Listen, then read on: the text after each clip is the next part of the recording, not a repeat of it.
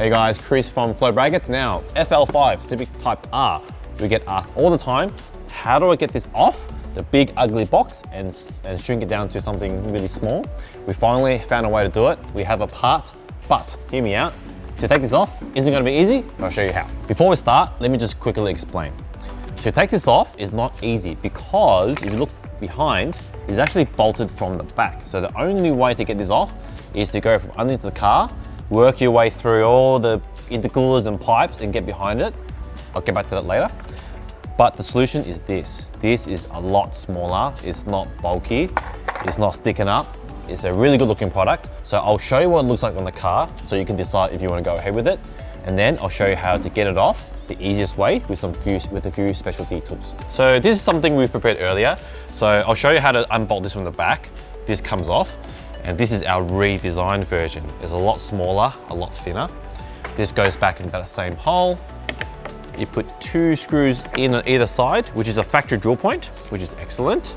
Not only that, we've made a plug that goes in here that mimics the missing mesh from when the box was. So it's nice and clean. We made it for both sides. It's a lot thinner, so you don't get that big chunky profile on the side, and your number plate will be nice and close, but not so close where it scratches the car. So if this is what you're after, I'll teach you how to take off the box from underneath. Now we're gonna need access to behind the bumper, so there's a splash guard that we need to remove from the car first, which means we're gonna jack it up.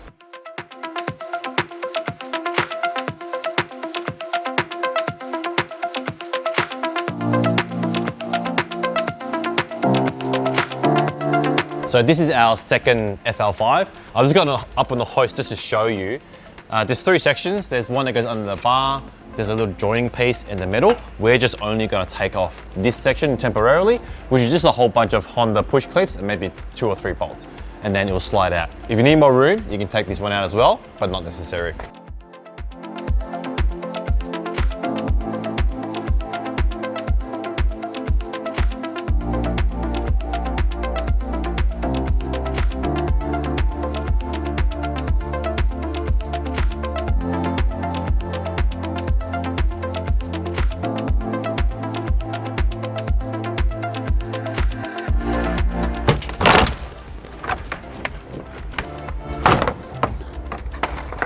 So I've got the little under tray off. It's actually really easy. There's just heaps of little push clips, a couple of bolts. So all you need is a little pry tool, 10mm socket, and a Phillips head, which is like 1 odd screw in the corner.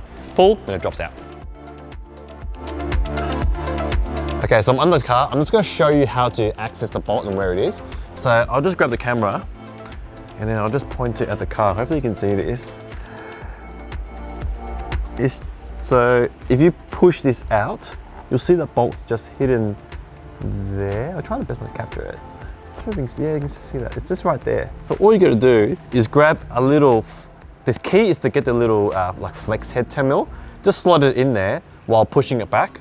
I might just grab a little wedge so I can just push that little trim out so I can fit the tool in. Undo it on both sides and it'll come out.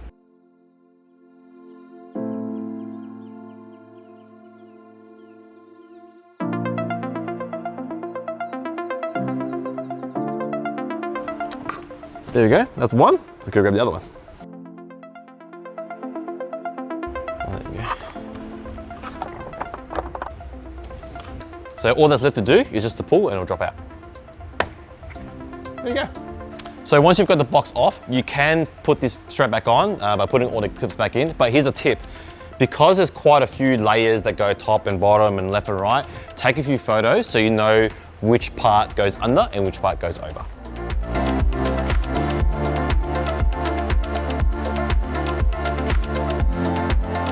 So before we install the plinth, let's just fix this problem. There's a bit of like plastic mesh missing from where the clips were on the box. So we've designed some extended mesh, call it, that will go into that hole. Now we have discovered that it does vary from car to car ever so slightly. So we have made it a little bit longer.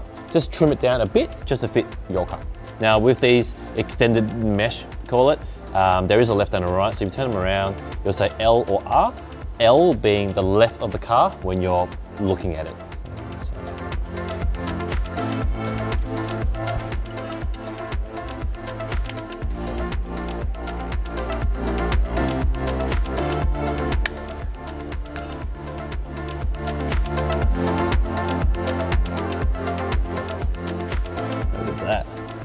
Now you can see that I've stuffed up. I actually cut it too short there, but don't worry, that's why we give you 2 sets.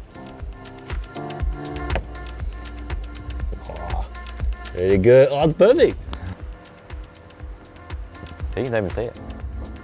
Now we're ready to install the plinth. So all you gotta do is put a screw in this hole, which lines up with the factory dimple that's already there. So all you gotta do, pre-drill, and then put the screw in it and you're done.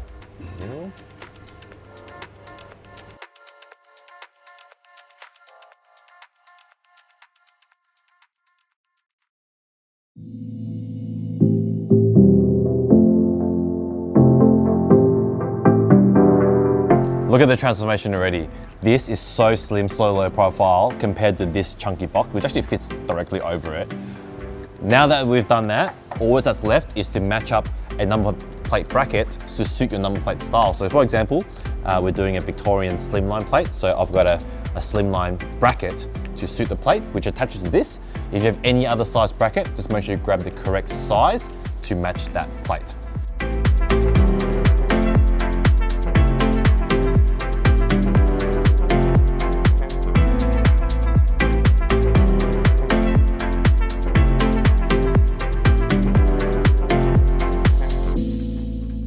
Now we've got the bracket on the car. We're just gonna take a quick second to appreciate how flush this is and tight it is against the car without touching the paintwork. All you gotta do now is put on the plates. Now these are deluxe plates, so we've got some specialty hardware specific for this combination, and they're also in a security fitting.